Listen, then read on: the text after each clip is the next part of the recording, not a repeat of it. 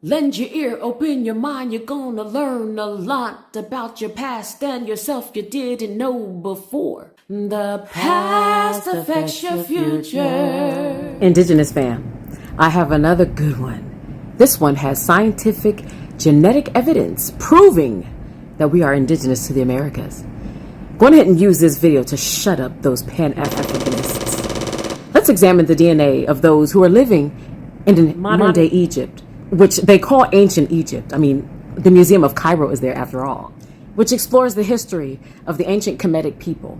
It has mummies in it, there's Afro pics, there's all sorts of things in that museum. Yes, I've been there to visit. Take a look at these folks. Now, take a look at this right here. It clearly states that this is their DNA. R1b, G2a, and mtDNA, haplogroups H and K. You all have heard of Ramses, is that correct? The guy from the Bible? Yes, him. Well, let's take a look at what his DNA is. Pharaoh Ramses' DNA is E1B1A M2. Who else in the world has that same DNA? Oh, is it the so-called African Americans that has the same DNA as Pharaoh Ramses?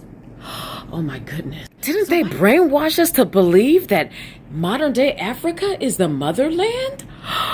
So then why are all the people with the ancient Kemetic DNA in America if modern day Africa is the motherland? Somebody help me. Help a sister out. Someone, please explain to me why the majority of so-called African Americans in America has the E1B1A.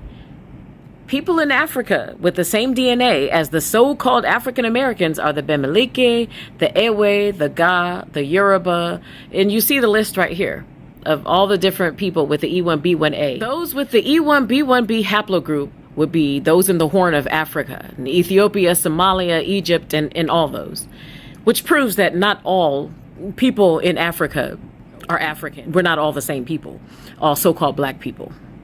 Bear in mind, we are the original people of the earth. We were everywhere, all over the earth. People who look like us and similar. And last time I checked, A comes before B. E1B1A is the oldest DNA. Let's not forget our brothers and sisters in the Caribbean, y'all.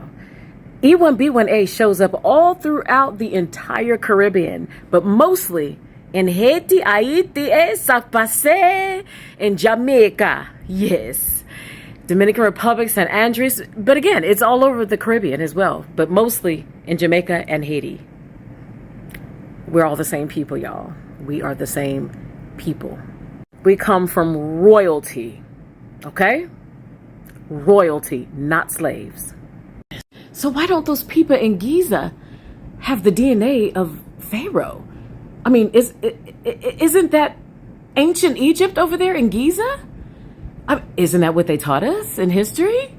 That it's over on the continent of modern day Africa? So I need someone to explain to me why the so-called African Americans are the ones with the Egyptian Kemetic DNA, why all of the artifacts, the cities, the pyramids and everything were found right here in America and in the Americas. All of the artifacts, the Garden of Eden found right here in America. After all, the pyramids in modern day Africa, Giza, were actually modeled after the pyramids in America.